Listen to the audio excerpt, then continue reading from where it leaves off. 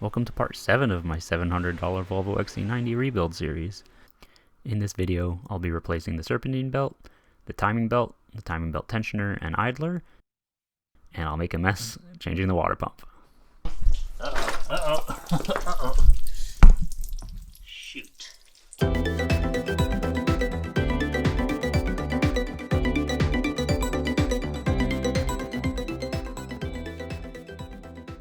To remove the Serpentine belt, you have to access the tensioner, but it has a little cap on it.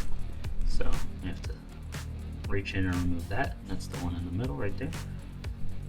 And then you can use a 14mm socket to release the tension and then pull it off.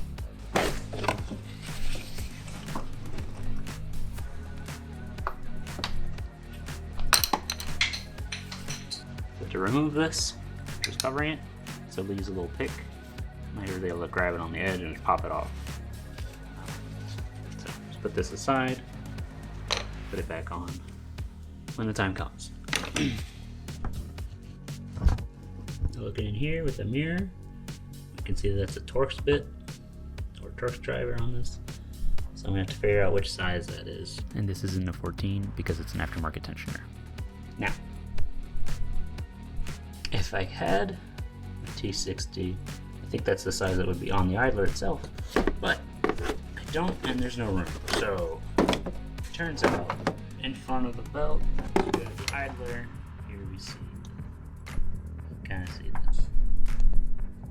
You can kind of see the Torx bit there, but there's also one right in front of the belt.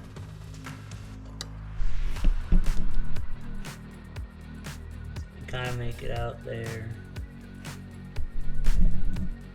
Front of the belt, there's a socket. So I'm gonna try to reach in there with the T55. I think it's supposed to be T60. See if that will fit in. Apparently it can work.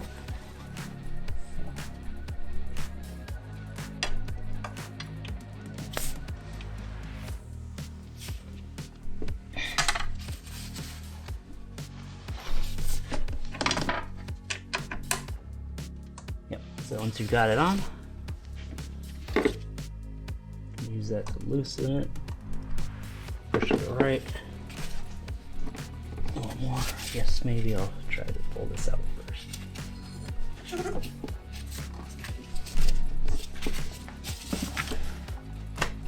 Yep. There we go. And with the belt off the tensioner, you can remove it. To align the engine to top dead center, you're going to want to use the timing belt cover. So it has two indents here and here that you can use to align the painted marks on the camshaft gears. So on this one, on mine, it's a white mark, and on the exhaust side, it's a yellow mark. So that's what it is on this car. We did that. So the two marks, I'm not colored, but see right here, it's marked, but there's actually underneath a tiny little indent. So it's marked with paint here and here, but we marked it with paint beforehand.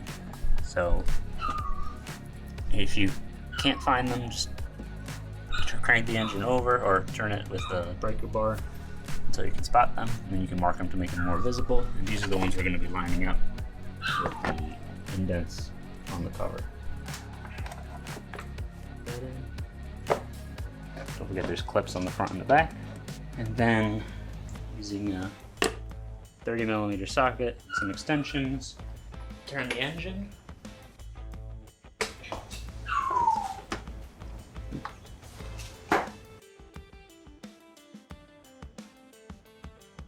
See a better line of sight and pulling the power steering box up out of the way.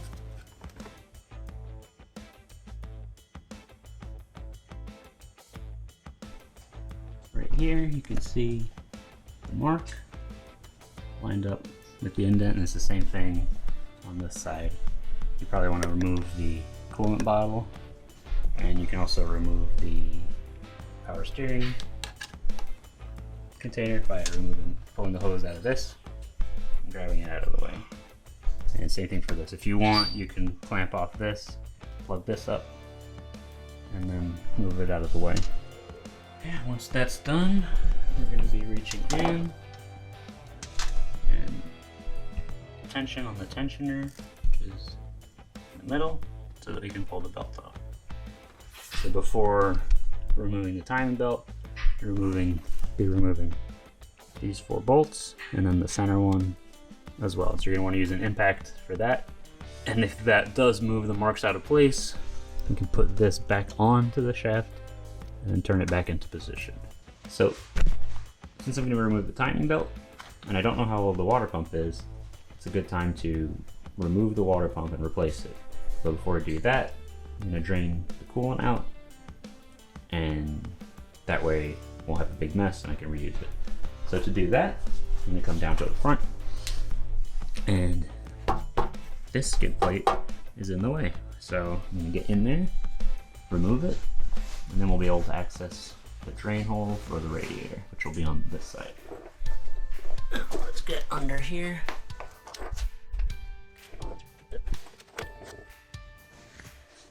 On the skid plate, there are 3 bolts on either side. There's 3 bolts on either side.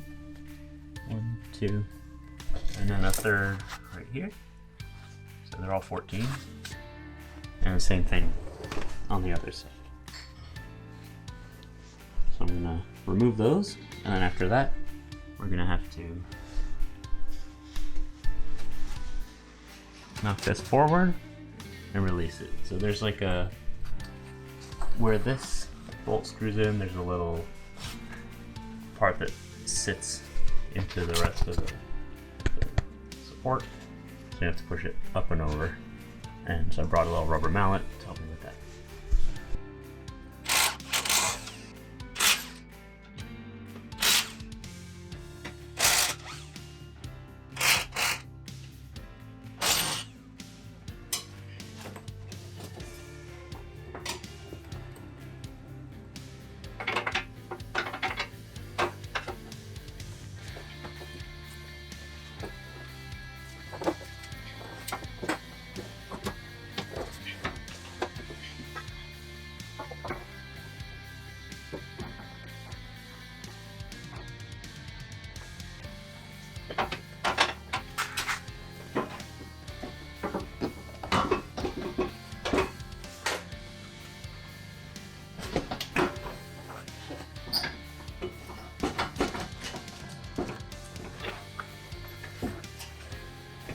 And back down, so pull forward. Think. A little more forward.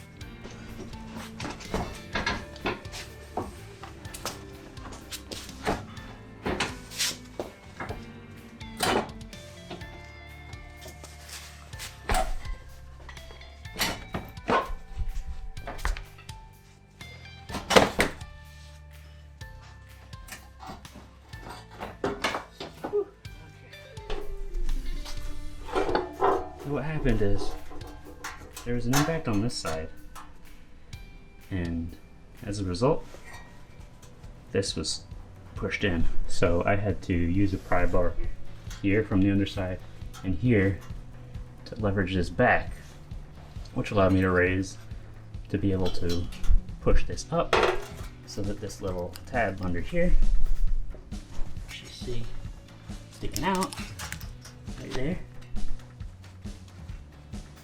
allowed me to move it up enough to be able to slide it forward, and then I had to yank it to clear this and come back down. And the same thing on the other side, just a little bit, I have to pry it just a tiny bit to improve the clearance. Whew. That's good because I don't want to cut this off. But yeah, I mean, I think that's why this bolt, let me try. That's why this bolt ended up so damaged, because it was really wedged in there. There's some rust. So Probably have to replace this. It's kind of messed up. Anyway,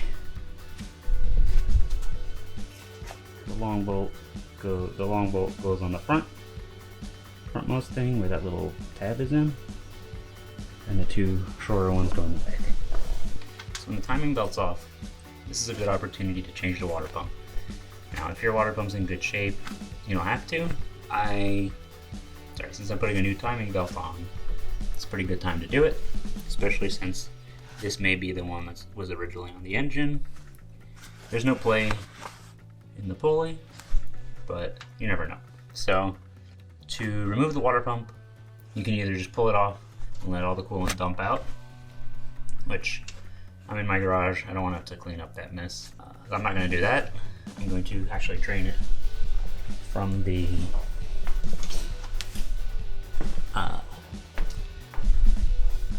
radiator. So right here in the driver's side corner, there is this little drain thing. It's got a little hex head on it, or like a socket that you can use a socket to loosen. And in my case, it's 13. So I cleaned a bucket, put it in here, and that way I can catch the coolant that comes out. I can reuse it. So I'm going to undo this through the coolant reservoir cap, and that should let everything out. So I'm going to take my gloves off because I don't want to get dirt in the coolant. So in my case, this line is a little bit in the way, so you can push it forward just enough to get it on there, and then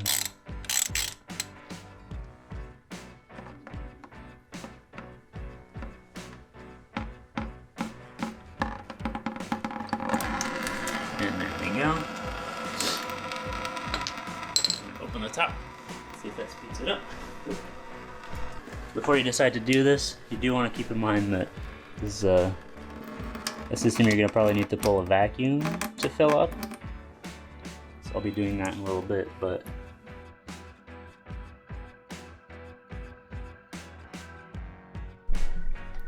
now if anything looks suspicious in there, I see anything I don't like too many particles, I'll just put fresh coolant in. But yeah, at the beginning, the reason I stopped it is because any dirt that was in here got in. I was like, this better be safe. Take it out, clean out the bucket, and then you're good. So this is a pretty good way to do it. You have a little, you take your time, make sure you can catch everything. It's nice. In my case, it was a little difficult to get the skid plate off that goes here. But yeah, I mean, even if you're not keeping your coolant, this could be a good way because it's easy to catch it, and then you don't have to clean up a big mess in your garage or wherever you're doing it. And then you can dispose of it properly. It's done draining, and everything looks good. So I'm going to tighten this back up. It's plastic, so you don't want to go too crazy. Alright, so I'm going to move this out of the way so nothing falls in. And we're going to move on. So now that we have the timing marks aligned up top, I'm going to be able to remove the crank pulley. So it's going to be 4 10mm bolts and then 130 that we've used, the same one we used to turn the engine over. So I've already sprayed this with penetrating oil with PB Plus.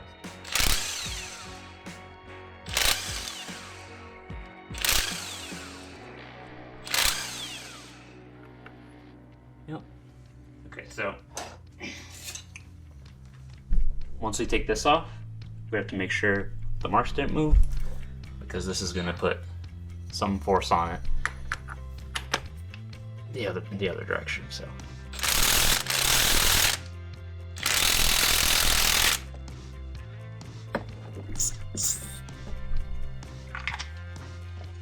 realign it.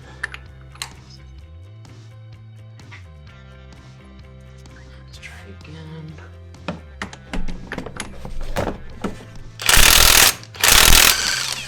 There we go. Doesn't work PV blasting it from the back. You can try a little bit from the front. So it goes around the sides. It looks like it didn't actually creep in from the sides, but Yeah, okay, now to show you, it did move the marks. So, it moved a tiny bit. It's kind of hard to tell, but right there, the mark moved over, so I'm gonna have to turn it again a little bit with the belt on so everything stays lined up. Remove the pulley, you'll be able to tap on either side, and then you should be able to walk it out. So, hopefully I'll be able to do that. Oh yeah, there we go. Loose, so. Yep.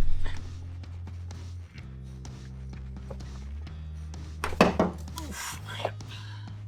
Cool. Yeah, it'll be catching on this, so on the little pin there. You can see the pin here. So it's held in alignment with this. So on the top side of the engine, for the timing marks, there is the little notches on the cam pulleys. And on this one, there's a little mark right here. And behind it, on the block, there's also a little mark. So right now we're a little out of alignment. And that's because when we use the impact, it turned the engine back a couple degrees.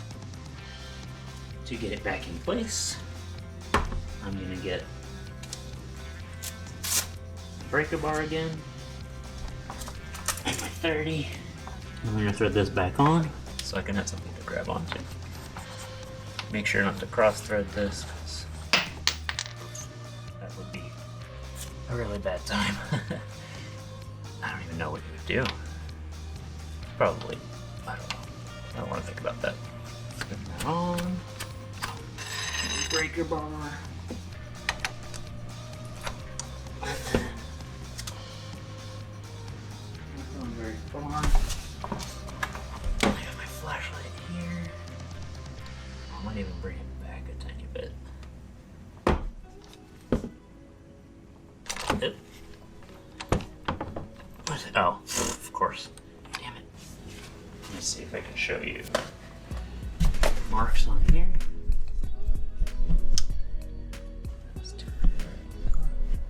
Yeah, you can kind of see it in there.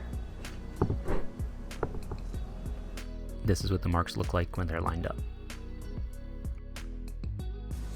Because the car has variable valve timing on both intake and exhaust, I'm going to be turning the engine over one more time with the belt on.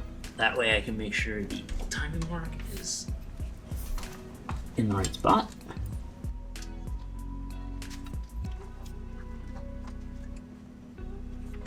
I'll go slowly here. It's a little hard to tell for the camera, but this light helps me see it. Try to be head on to it, and there. That looks really good.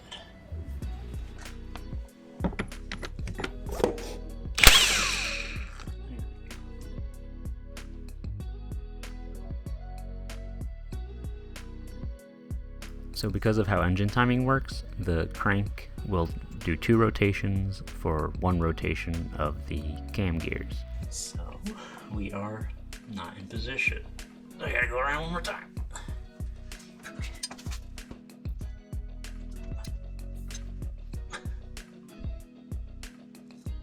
Go.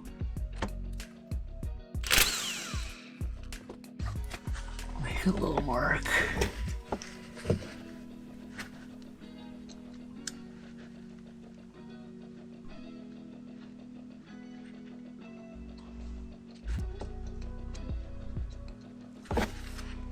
There's a secondary mark.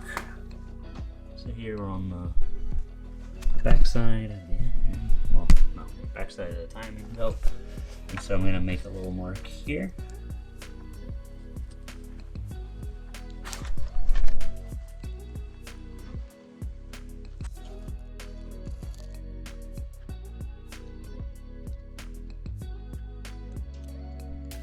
Here we're going to be loosening this bolt, which is a 12mm, and that's holding on the tensioner. And we'll be using a 12mm spanner.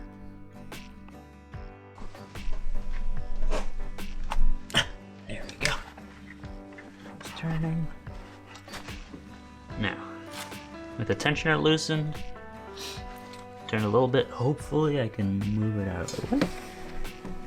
There's a little, yep. Okay, so on the top, let me take this off, show you.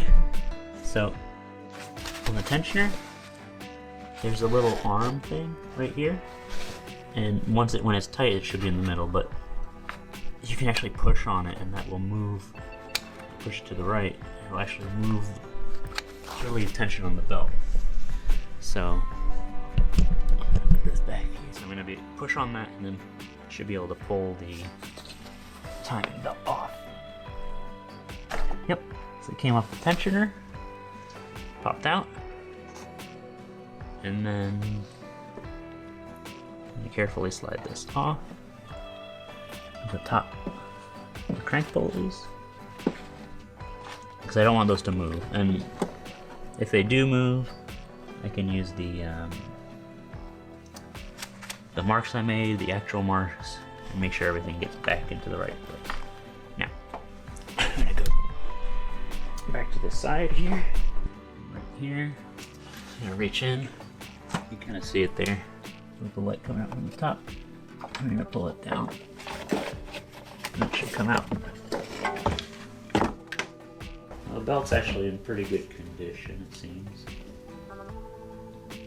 But it's not too bad. Maybe it was done. Who knows? It's definitely worn. You can tell on the paint marks.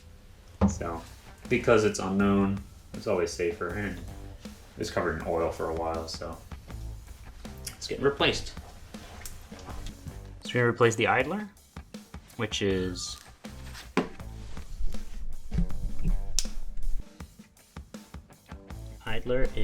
right here. This one. The tensioner is in the middle, the idler is to the right. They're both smooth, and we're replacing both, partially due to unknown age, partially because it's a good time. You know, taking the timing belt off, you service what's in there, you don't have to do the job again.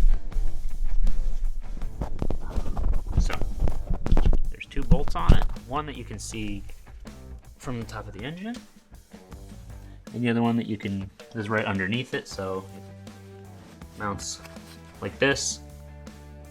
This one you can see, the other one's kind of underneath, so we're gonna loosen that up. 10mm socket right here. And yep, that is a good fit. So let's see, how long do I need? Yeah, I'm gonna want a very short extension on this. I'm actually gonna use a step down to do this. That way I can reach it without bumping into anything like the cam gear, timing gear.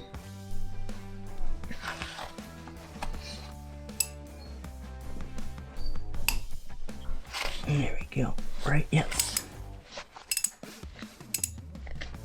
Feel for the other one. Okay. Oh no.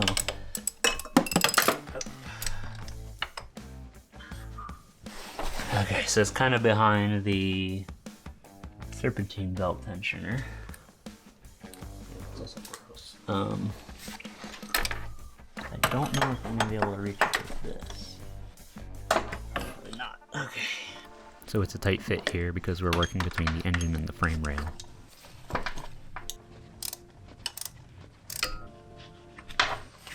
And this one, oh, what is this? I have to brush that off. One rose bolt for some reason. I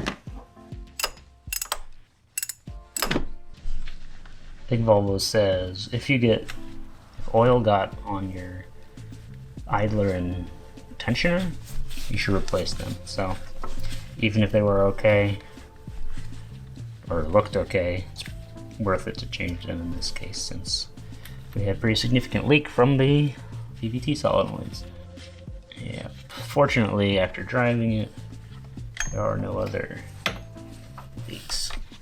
Okay, here we go. A lot of crud on the back side, a lot of crud on the front side. Feels okay, but it's better safe than sorry. I'm gonna clean up the bolts before putting them back in. So clean them up. I'm gonna use a little brush, or big brush in this case. I'm gonna do it away from the engine so I don't get anything in here. Now this is better, but there's still some little bits in here. So I'm gonna use a pick, kind of clean out the threads. And same thing for the other one. Some weird buildup on here. Okay, now, it only goes on one way. You can only fit it on one way, so all that's open. I'm gonna wipe down some of this. The area behind and around it was not accessible before. I cleaned up the inside of the engine. So I'm gonna take advantage of this to clean things up a bit. This is pretty gross in there. Start by hand.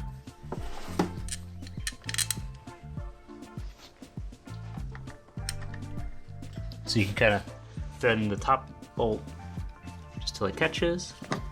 That way the idler will hang down on it. Then you can rotate the idler up. And then hopefully you can feel where it goes. Yes? No? That's not it. Okay. Now that it's caught, use this by hand to tighten it up a bit.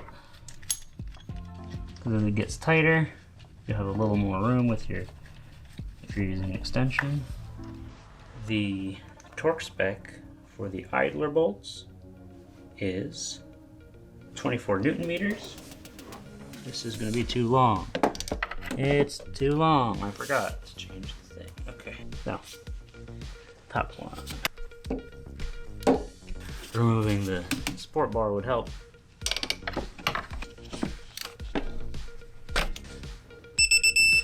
Get creative. I have a step down and a step up.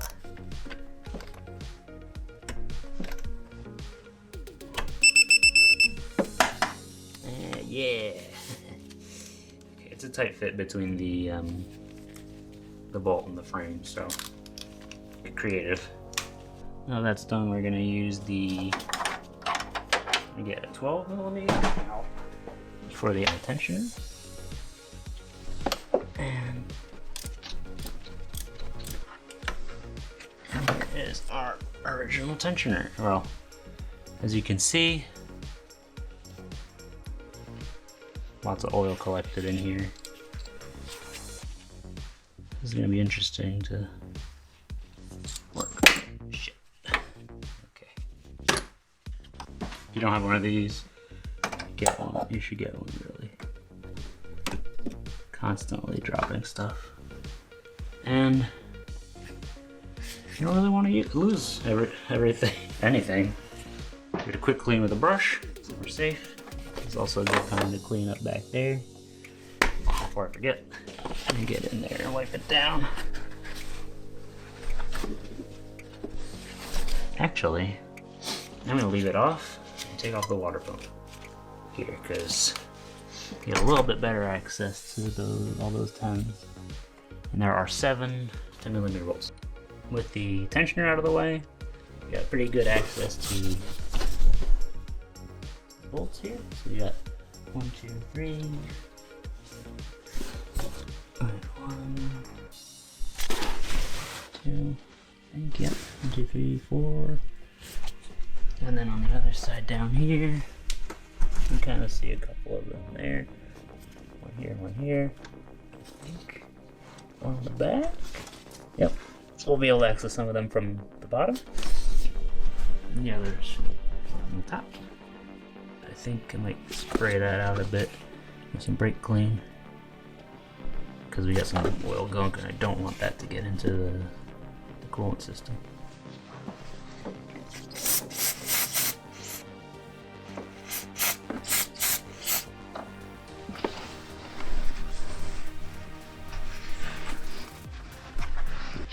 And having this area clean will let you have a better idea of the condition. You know, if you do have a leak, it'll be a little easier to identify. You start with a clean surface again. actually lots of dirt. Alright, so I'm using my little adapter guy. Now there is a plastic, framework back there, and there's a bolt that looks like it's part of the water pump, but it's actually further forward. So down here, this bolt is part of that framework, but right below it and further back, there's one for the water pump. And actually, I'll go get the water pump and show you. So here we have the new water pump. We have all these bolts. So this is going to be the bottom, and so it's this one that's going to be kind of hidden. And then of course you have another one next to it. Feel that, yep, and yep. So, clean water pump, turns nicely, and get a gasket with it.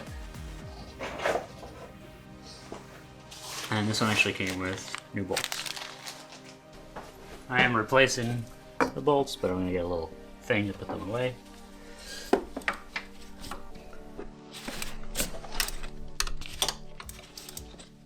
Okay. Okay, that one's loose. Not too tight. Oh, wow, these are all coming off pretty easily so far. Well, 2 out of 7, I guess, is coming out so far. Use a thin socket.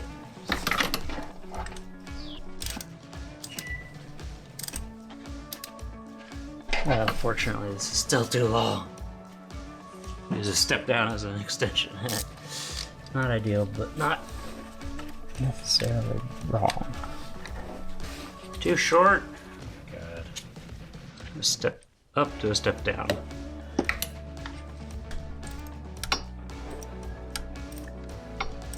Unfortunately, because this ratchet doesn't have a ton of engagement points, it makes it a little harder. Okay, so I'm gonna use this, and I'm gonna work in the space by where the tensioner is. It gives me a little bit more room to work, except maybe for the one that's furthest forward, which I might be able to reach from the bottom. I'll be back once I've removed them all. So I got all 7 bolts out. And so all this says, I'm gonna tap it with the handle of a hammer. Yep, and you're gonna have some drippage. There's still some coming up, not just some. Uh-oh. Shoot. Oh, it's a little too late. Made a big mess. Okay, so lesson learned. Get some there. It's getting away. Okay, it's not great, but that's not the whole thing anyway, so let's try that off. But this is loose, presumably drained. Reach in. Nope.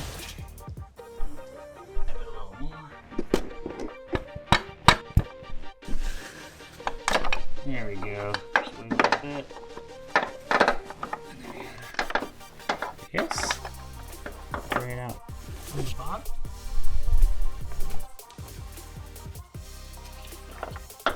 Oops. Ah. There we go. Actually looks good. Alright, I'll put this down here. Cause I gotta reach in and get the old gasket off. Oh, there's a little guide pin. That's good. Oh boy, what's going on with this gasket? Oh no. It's breaking apart. No, no. This was installed with gasket maker on it. What a disaster. That means that I'm gonna have to spend a lot of time cleaning this gasket off. Just trust that the gasket makers know what they're doing. Come on. It's just crumbling now. It's okay to use a little bit of gasket maker between the gasket and the water pump to make it easier to install, and that way if it does get stuck, it gets stuck to the water pump. Look at this. And this might mean that the water pump we took out is not original, so I'll show you this. So you kind of see down there, you have to go all the way around and rip it off little by little. And then I'll probably get in there with a boroscope or a mirror to make sure I got everything, but this is gonna take a little while.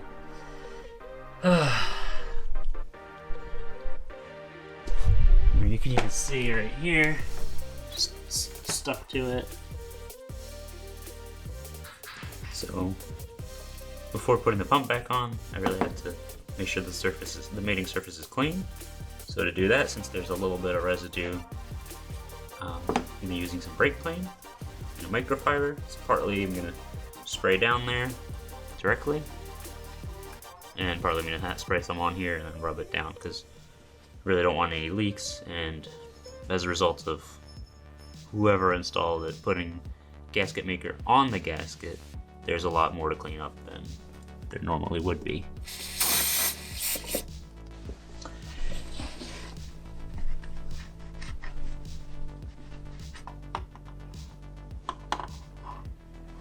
So I finished cleaning up the mating surface for the water pump. It took a little while because I scrubbed it with microfiber with brake clean. I used my nails. I used a little bit of, manually used a 120 grit bristle brush, which helped a little bit, mostly nails. And I wiped it down, made sure it's dry. And now it's time to put the new oil pump on. So I've lined up all the new bolts. It came with new bolts. It's got some thread locker on it. I've got the new gasket, and these two will line up on the pins that come out of the block. And the pump itself mounts on there. And this is where one of the guide pins is. You can see the recesses. Now, this all gets tightened down to 17 Newton meters, so it's not super tight, but you have to make sure that you tighten it up crosswise. So I'm gonna be doing a star pattern, something like that. So since it's an odd number, maybe across, something like that. So I'm gonna start by, I'm gonna put gloves on, and then I'm gonna place the gasket on. So I have a flashlight wedged right here so that I can have a little bit of light, and then I can double check with a mirror. And this goes to the top towards the front of the engine, so make sure it's flat, not kinked anywhere.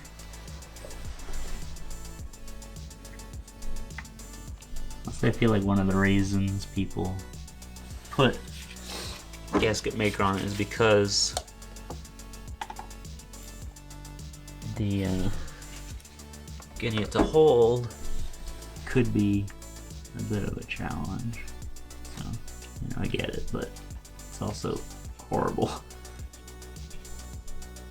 There's all sorts of crud on the threads on the old one, and I feel like it just didn't seal right. So again, this part towards the front of the engine.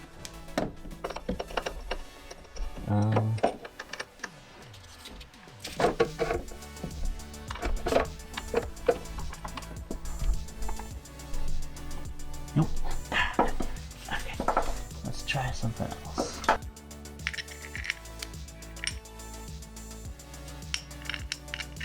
couple screws in.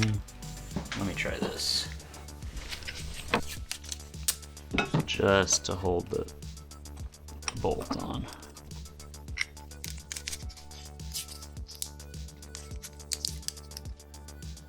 I got this fixed in just temporarily.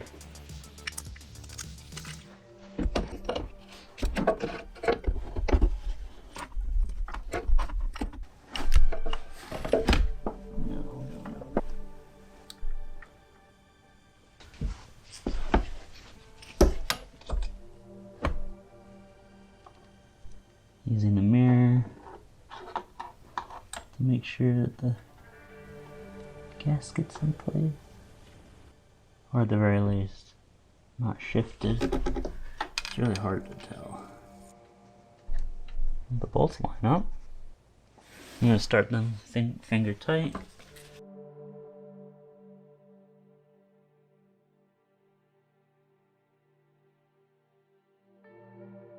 I got everything hand tight. We'll check Newton meters, 17. So, which one am I going to start with?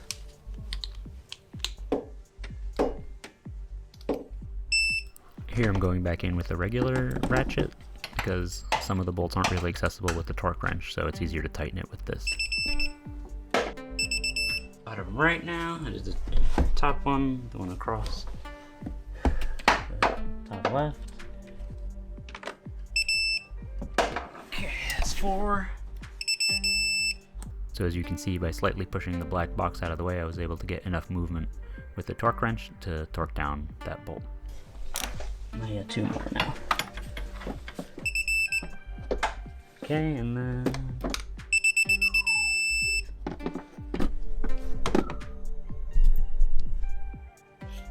it's done. Ooh, wow. To replace the idler, this is the original one. Oh no, the tensioner. You see, it's just barely spins at all. So our new one. It's smooth. It's clean.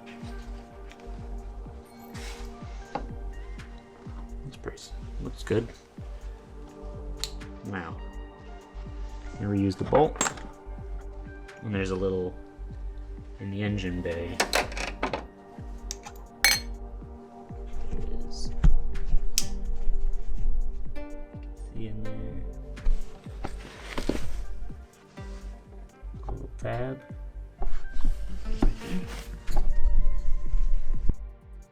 And that tab is where this should line up. Through.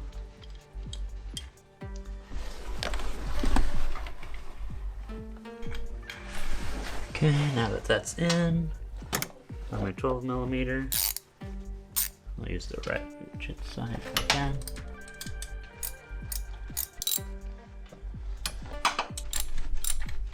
Using this, I'm going to find out what size Allen wrench this is, just so I can get the same size for the engine. So in this case, I have one of the newer engines, like past a certain engine number. So it's a 6mm. It should be the same, but the difference is that you're going to tension it clockwise. And there's a little arrow here. Once the belt is on, first you're going to double check your markings that you made and the markings that exist. So you're going to put the cover back on. And then I'm going to turn the engine over twice using the bolt on the crankshaft. And the idea is that this, because the bolt will be in, this will allow us to turn the tensioner, and we're going to line it up so that this lines up with these. So, and then with that done, we'll hold it in with this and tension it up to 20 Newton meters. So let's go get the belt on. One fresh belt, Continental. It comes with the little service sticker. That's nice. I'll fill that out.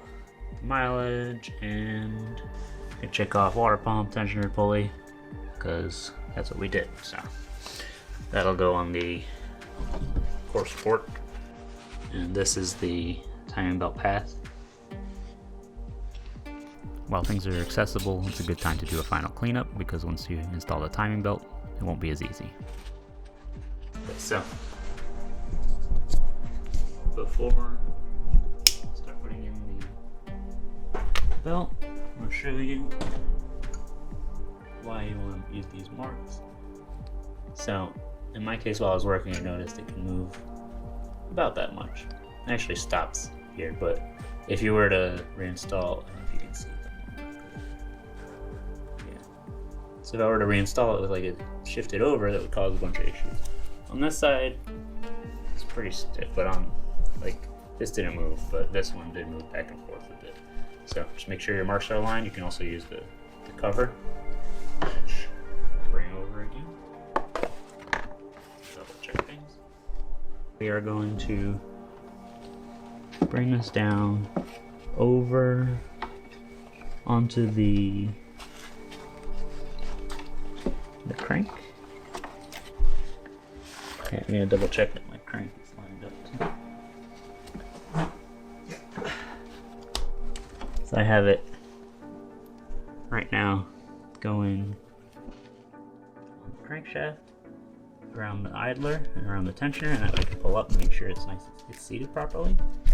Pull up on that, check my markings, it moved. Now we're back in the right spot. I'm gonna pull up on the right, move my markings over, and wrap this around. Then I'm gonna, no! What are you doing? Grab this again, bring it once again, bring it around the tensioner, over, down to the water pump. It's on the water pump. And on the tensioner, the mark is in place. Actually, I can leave it there. The crank mark is also good. And now, what we're gonna do in here is you're gonna push on the lever on the one that's on the engine, obviously. It'll relieve the tension, and I'll be able to slide it onto the exhaust cam gear. And so the tensioner isn't tightened all the way.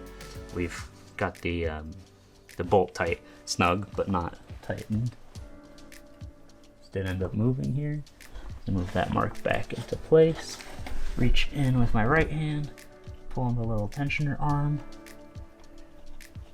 And with my left hand, keep an eye out on the mark and try to slide it on, and we are on. I think I can let that go. Boop, boop. Okay, now marks are aligned. I'm gonna put this on to double check, pop that in, pop the little clips. Let's go on this one. A little harder to see that one's in the coolant reservoir. Looks good over there. I'm gonna take this off because I'm gonna use my markings on the back because they're a little easier to see. We get our crank, bolt, and extensions. Put this back on.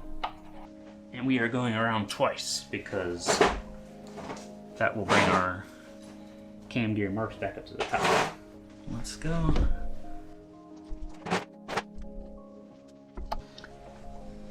That mark's lined up. That mark's lined up. Easy. This is the easy part, apparently.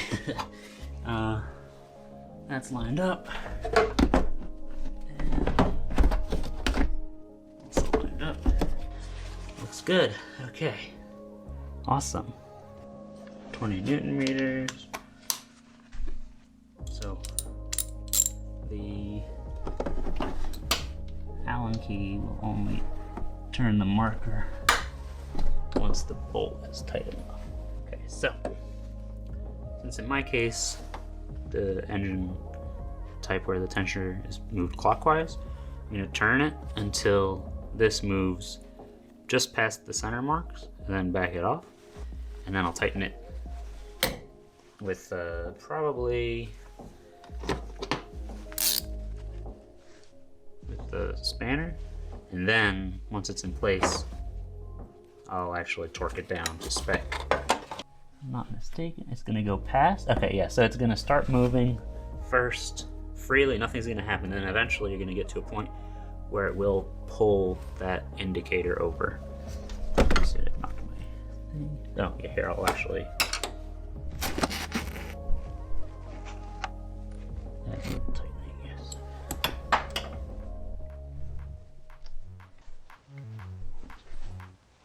Okay.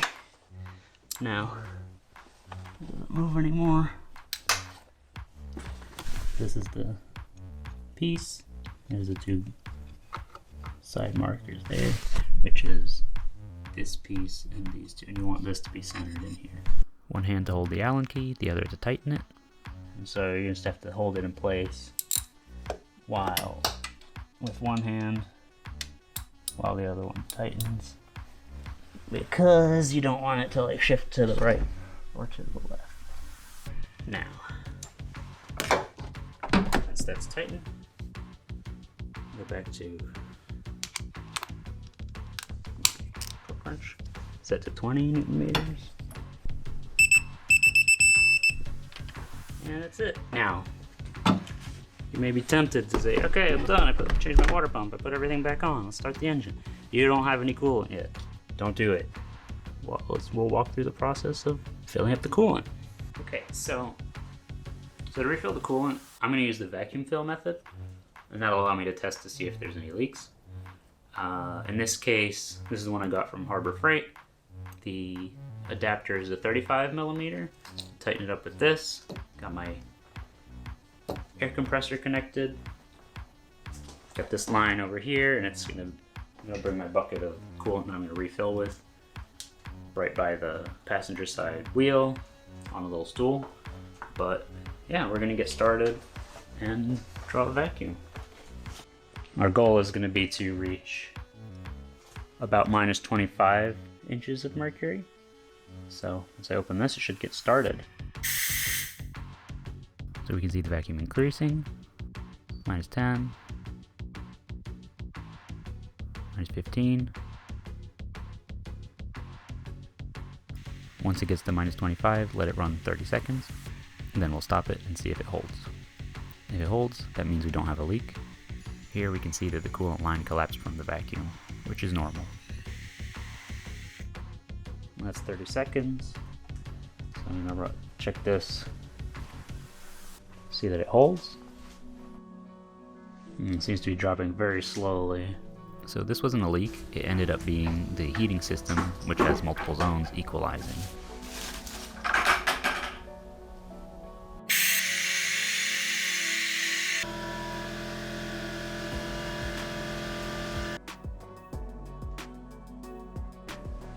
Looks like our radiator hose up here is returned to its normal shape. And the level in here is very slowly dropping. We're pretty much done. So apparently the other way you could fill up the coolant in this car is to run it. So you'd want to have it running with the heat set to maximum. At that point you'd probably want to have serpentine belt back on and all that. But you would run it, the HVAC on, fill it, and let it pull through, and then keep filling up the coolant reservoir, and occasionally you're going to want to close it off too, because it is a pressure system. So yeah, with that said, you can do it this way, you can do it the other way.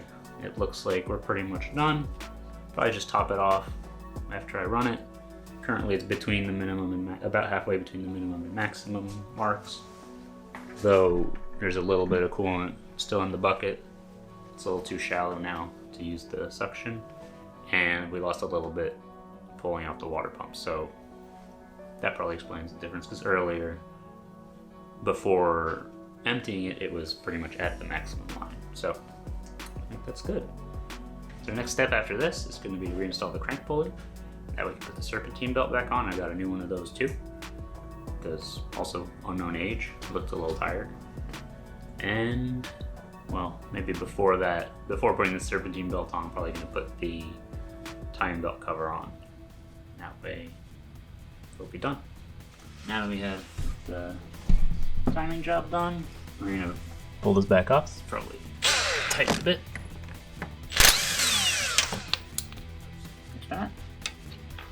gonna grab our crank pulley again. Yeah, so it's keyed, so because this is offset, it will only fit on one way. So if you tried to put it on the wrong way, it won't actually line up. So, line it up, push it on.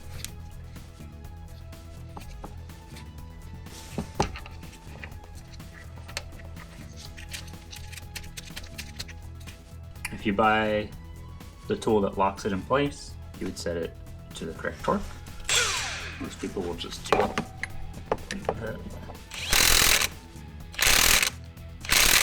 And get your 10mm bolts. I'm going to torque these down just by 10mm bolts are 25 Newton meters, followed by 30 degrees. Okay, I'll change it to degrees, which is I'm going to reinstall the timing belt cover. It's all cleaned up. So that slides in these two tabs, here and here, will slot in to the two spots. You bolt. I'm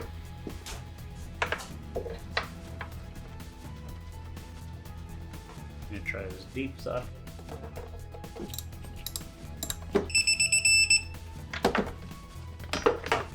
Top cover back on. Looks good. I'll wipe the bottom of this. It's nasty.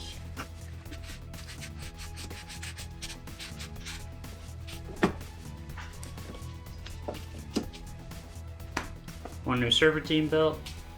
I found my 260, so that'll help. Went back to the T55 because this is actually thin enough to work in there. And you pull it towards the front. Alright, so we're gonna go timing belt or serpentine belt. I'm gonna reach under the crank pulley and around the compressor at the bottom, and then pull up onto the alternator. So it's gonna go like this. We're gonna start with that. So crank pulley, AC compressor, and then pull up so it goes over the alternator.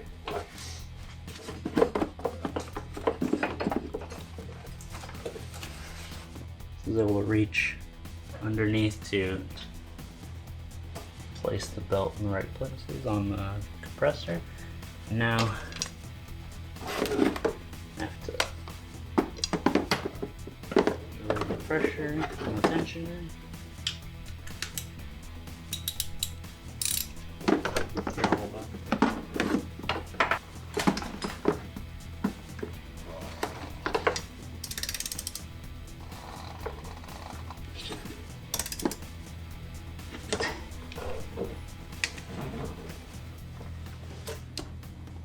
There it is.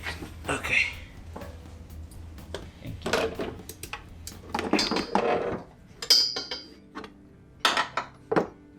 Okay. Because this car has an aftermarket serpentine belt tensioner, I have to use a T60 torque spit to use the catch point that's to the side of the belt.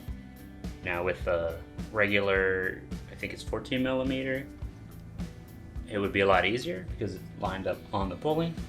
But with this I had to use the serpentine belt tool, and since I wasn't able with the usual handle to pull it far enough, I ended up using a thin ratchet so they could pull it, and then I readjust and pull it further.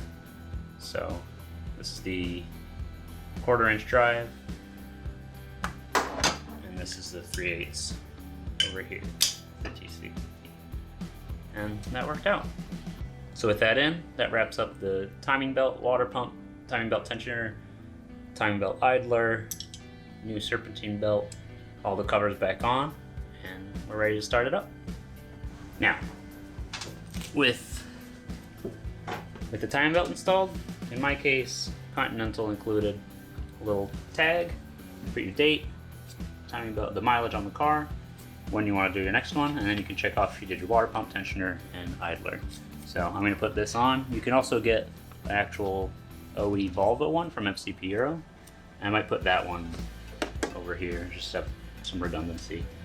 So yeah, convenient, and it's good to do it to keep track of your work.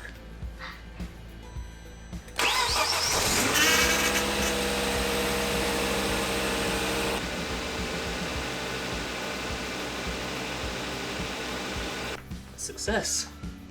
It's time to put the skid plate back on, and before I do that, I'm going to clean up the threads on all the bolts. And while I'm here, just let you know, the one that got damaged, pretty rounded off up top, I'm just not going to put back in, and then next time I go to a junkyard, just get under one of these cars and grab a replacement. Or the other option, which I might do instead, is go to Home Depot, match the length and thread type, and I'll just pull the washer off if I can. Probably not. Get another washer and replace it. It looks like it had red Loctite on it, so that's possibly why it was hard to remove. But the one that was the hardest to remove must have been due to the rust, and probably because he got hit in the front at some point or bumped into something. Sometimes if I have a hard time holding these to brush them off, I'll use a pair of pliers and grab the head of the bolt. Now once again, these tabs are going to go over the rails in there, and you're going to have to raise it up so that the little part that sticks down with the threads will fit into this hole, and then once that's in place, you can just screw things in. Alright, so I pulled it out. The top part had to slide under the inside of the bumper, so I'll try to do that first.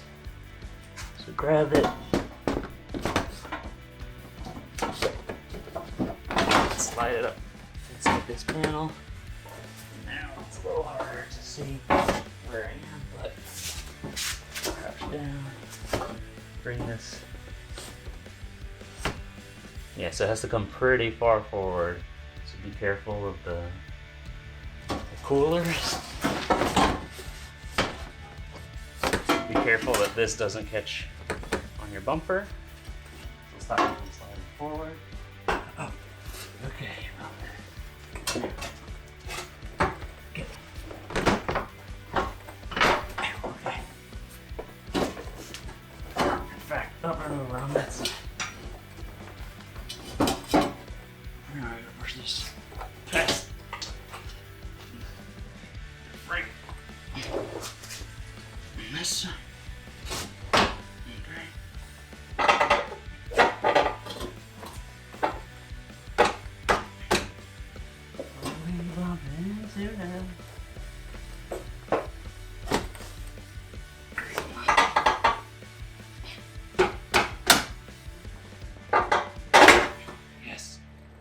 So as I mentioned before, this process shouldn't be this difficult for you if it's not tweaked like it is on mine.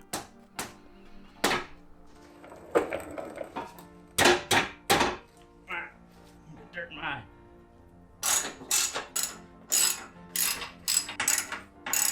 All right, that was the worst job. Not again. Over here.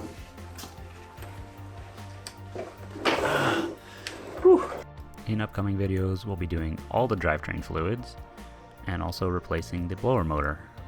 If you're enjoying this series, don't forget to like and subscribe and leave a comment. Thanks for watching, and I'll see you in the next video.